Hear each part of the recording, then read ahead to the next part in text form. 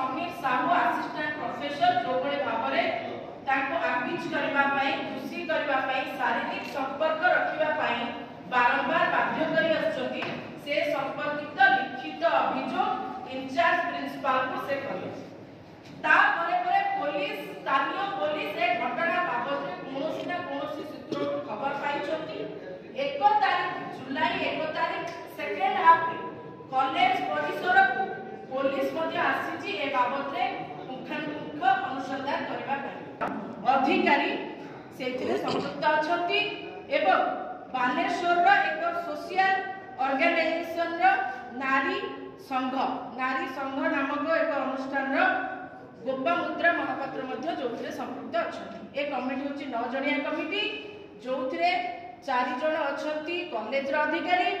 एवं जो मैंने महिला जड़े अच्छा सामाजिक अनुष्ठान जड़े मैडम एवं 3 जन स्टूडेंट को लेकर एक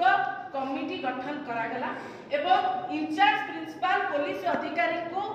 कमिटमेंट कले जे आमको 5 दिन समय दिंतु 5 दिन भितर आम यार इन्वेस्टिगेशन करके आपण को जणेबु। प्रश्न उठुची जेतेबेले एक कथा से पुलिस अधिकारी पाखरे पहुंचला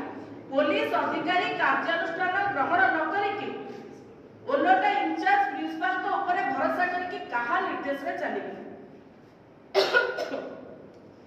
सौम्याश्री बहुत साहसी झील थिले ए साहसी झील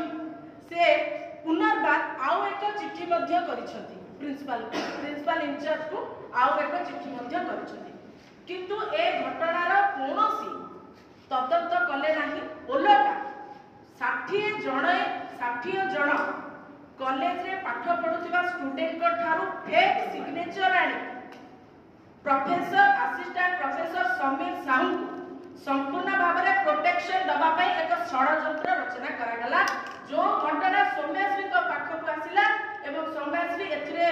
भांगी पड़ी जाइकी बालेश्वर एवं जणे जे मते मानसिक भाव में चाप प्रयोग करा जाउची एवं जदि ए घटना सठिक तदंत न हुए जदि मते न्याय न मिले ताहले मु आत्महत्या करबी और ए घटना गत